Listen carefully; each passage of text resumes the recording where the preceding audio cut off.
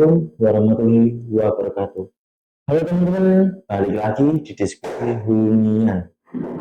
Hari ini kita akan membahas salah satu ruang kecil tapi krusial di rumah, yaitu kamar mandi.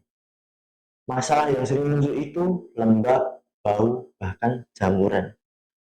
Jadi topik kita hari ini adalah kamar mandi tidak lembab atau ventilasi dan material tahan air. Dan sudah hadir bareng saya Arel, seorang desainer dari Desain Hunian. Halo Mas Arel, apa kabar nih? Baik Mas Rizal.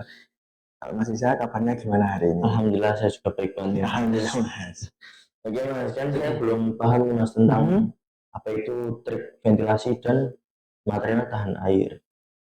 Dan saya sudah merangkum beberapa pertanyaan juga dari teman-teman. Kalau ngomongin kamar mandi nih Mas, masalah yang paling sering ditemui itu apa aja sih Mas? Oke, masalah yang sering temui itu biasanya lembab berlebihan, Ya, lalu tumbuh jamur di dinding, dan lantai itu jauh lebih licin dari biasanya. Yang paling parah muncul bau nggak sedap Mas. Penyebabnya karena kurangnya ventilasi yang bagus, plus material yang digunakan pada kamar mandi itu tidak tepat. iya sih Mas, itu sering banget Mas. Baru dipakai sebentar langsung berembun dan bau banget gitu Ya, Mas. betul banget. Apalagi sampai muncul jamur-jamur itu ya. Yang menjijikan itu Mas. Menjijikan banget. Kalau ke kamar mandi pasti baunya gak enak juga, Nggak enak banget. jadi gak nyaman. Oke Mas, ventilasi itu sepenting apa sih Mas buat kamar mandi? Penting banget. Ventilasi baik itu yang membuat udara lembab jadi lebih cepat keluar Ya, dan tergantikan oleh udara segar. Bisa pakai jendela kecil, ya, jalusi, atau exhaust fan kalau nggak ada bukaan langsung keluar. Prinsipnya harus ada sirkulasi udara yang masuk ke kamar mandi ya. supaya nggak tumbuh jamur. Oke, jadi nggak cukup lama cuma buka pintu habis dipakai ya Mas? Iya, betul, betul Mas. Oke Mas, selain ventilasi itu material apa aja sih Mas yang bisa bikin kamar mandi lebih tahan lembab? Ada beberapa pilihan Mas. Iya. Yang pertama menggunakan keramik anti slip, keramik yang permukaannya sedikit kasar. Ya. Lalu yang kedua, furnitur dan bahan material yang digunakan pada kamar mandi itu sebaiknya pakai besi atau aluminium. Terus dinding-dinding pada kamar mandi bisa dipasang keramik minimal setinggi 1,5 meter lah.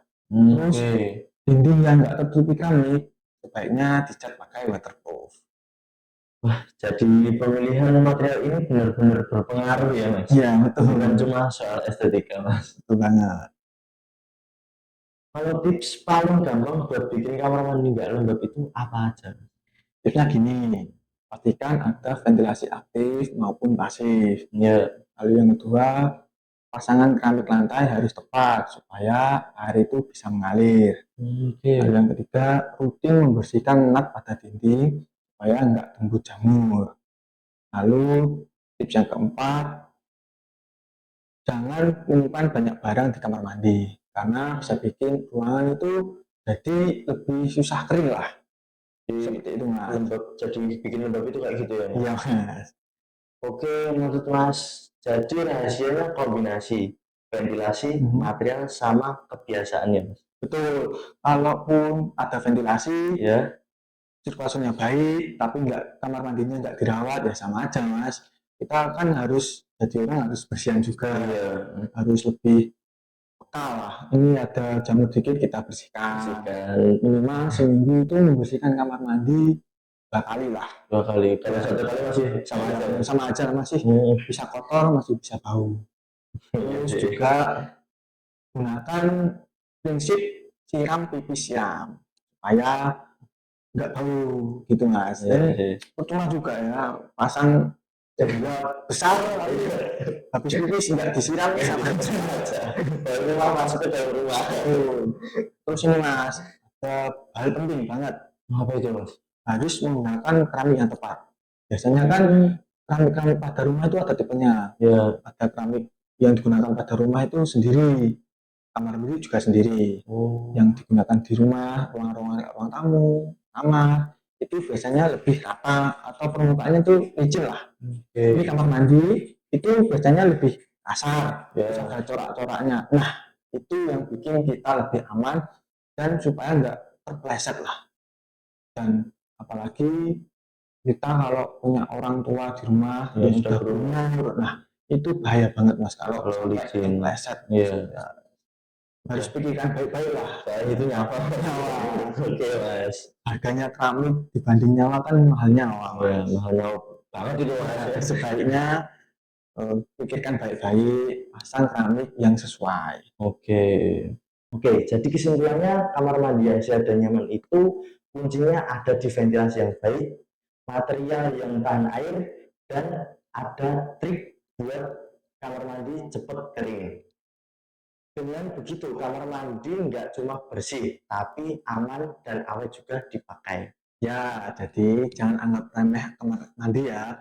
Meski kecil, pengaruhnya itu besar banget untuk kenyamanan rumah. Contoh, rumahnya itu mewah, Ya, besar. Pas masuk ke kamar mandinya, bau, jamuran. itu nggak make sense lah. Baiknya pikirkanlah juga minimal ya walaupun kecil minimal dirawat lah. Iya, bersihin seminggu 2 kali. Terus rumahnya itu kecil, ya kan? Ya, Walaupun agak gimana gitu rumahnya, tapi kamar mandinya itu bersih, bersih, nyaman banget. nggak bau, ventilasinya bagus. Nah itu top. Daripada rumah yang kamar mandinya bau. Oke, Mas. Saya jadi udah makin paham nih Mas dengan apa yang tadi di Mas Ariel Saya jelaskan. ya jelaskan, dan pastinya teman-teman yang lain juga paham nih. Tuh, Terima kasih banyak Mas Ariel buat sharing hari ini. sama-sama Mas Rizal. Buat teman-teman coba deh lihat dulu kamar mandi kalian masing-masing.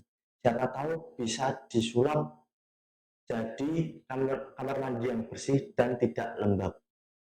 Sekian dari saya. Wassalamualaikum warahmatullahi wabarakatuh. Sampai jumpa di episode berikutnya. Dadah.